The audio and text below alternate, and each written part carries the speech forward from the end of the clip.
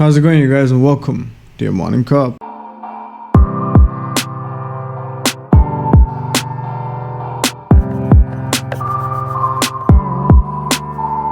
Now, what if everything you loved and everything you adored all turned to gold? Now, we know for a fact that humanity has been obsessed with gold since the perception of gold itself. Way back in the day, ancient kingdoms, everyone loved gold. Kings and queens, people of power.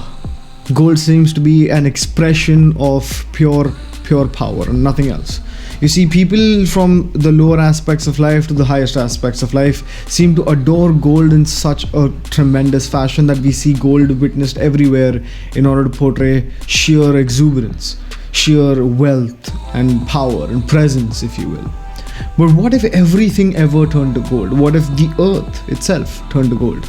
Have you ever thought of it in a weird context in which everything you loved and adored turned to gold and then you could do nothing about it? What if the cup of coffee that you were drinking turned to gold? What if your phone turned to gold? What if your microphone turned to gold? What if everything you touched turned to gold? You see, there's something known as the ancient story of the king Midus. It's also known as the Midus apocalypse. Why the Midus apocalypse, you ask? Well, because everything he touched turned to gold. And one fine day he touched his daughter and she turned to gold itself. Solid gold, if you will. But what if there's an actual scientific consensus behind what would happen if everything just turned to gold? For that, we need to first talk about what actually forms gold. Now, an gold atom is formed of 79 protons and 118 neutrons, thereby making gold with some incredible properties. It can never rust and in its natural format before being blended in with a lot of other compounds to make it really strong and rigid. It's rather flexible, it's rather bendy, if you will. But the thing with gold is that, like, if an object whose atoms are densely packed together replaced entirely with gold atoms, for instance a duck, if you will, if all the atoms in a duck were replaced with gold atoms without changing the anatomy of a duck whatsoever, what would happen then? Well, interestingly enough, the atoms in the duck that would then be replaced by the gold atoms, that would not really end well. Concerning the fact that gold, well, that tensely packed together would end up trying to push each other away. The gold atoms would try to repel each other up to such a point wherein we would have a massive implosion, the likes of which you could say half a stick of dynamite. That's how bad things would get. If Midus was to touch a duck and it turned to gold, it would blow up in his face. It wouldn't really work. The same thing goes with anything else. If he would touch his daughter and all of her atoms would turn to gold, she would blow up with a much bigger force than half a stick of dynamite. You can rest assured believe that. But what does any of this matter? Well, it doesn't really matter. But as a brain exercise, as a brain food, if you will, as a weird ensemble of what would happen if everything turned to gold, we should also look at the fact that what if the earth turned into gold? You see, tiny atomic scale gaps would occur because, well, anything of that scale in terms of gold would obviously not be pure, dense, thick-packed gold.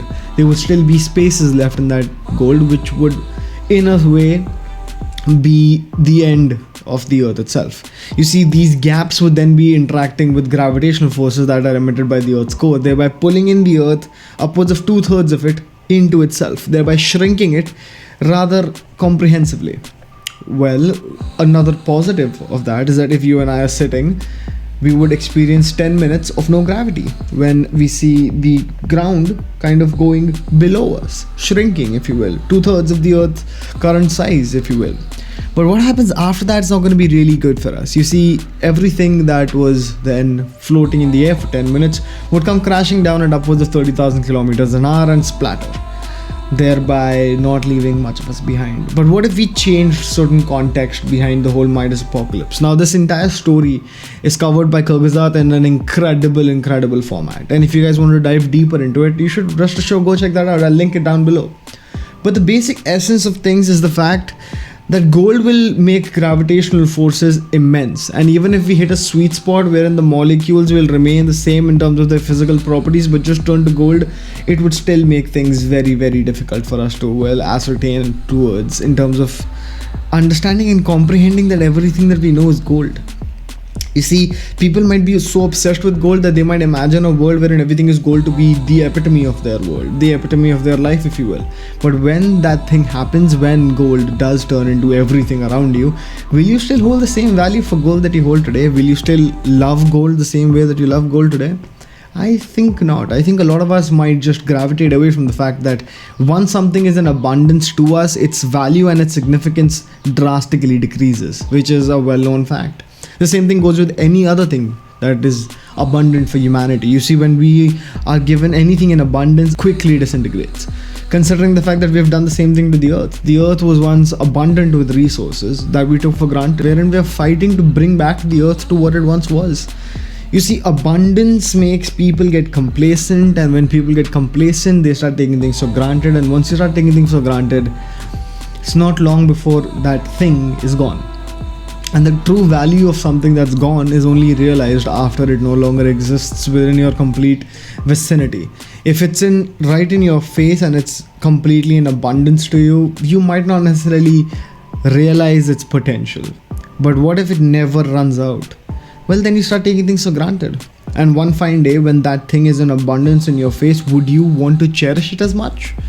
I think not. The same thing is what applies when people dictate the fact that money can't buy you happiness. This is the same ideology there.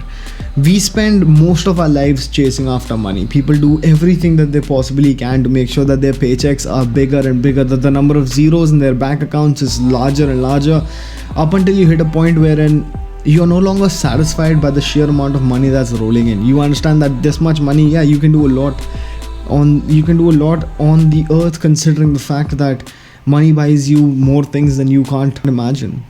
But what if it was a time and a place wherein all of that money was worthless? Because all of that money can't give you what you want. All of that money can't get you a ticket into space yet. All of that money can't buy you a planet yet. And what if your ambitions and your dreams are way bigger than the things that are, well, currently possible? What if you want to live forever? What if you want to turn into an AI being? What if you want to turn into a cyborg? Well, of course, these are all far-fetched things, but the point remains the same. Anything in abundance to any single individual loses that abundant value, loses the amount that you cherish it, loses your drive for it. And the same thing with gold. You see, the story of Midus, as fictional as it might be, tells a very important tale to us all. That anything in abundance is going to lose its value until you learn to cherish it, until you learn about its positives and its negatives. That if you take something for granted, rest assured, believe that it's going to come back to haunt you in some way, shape or form.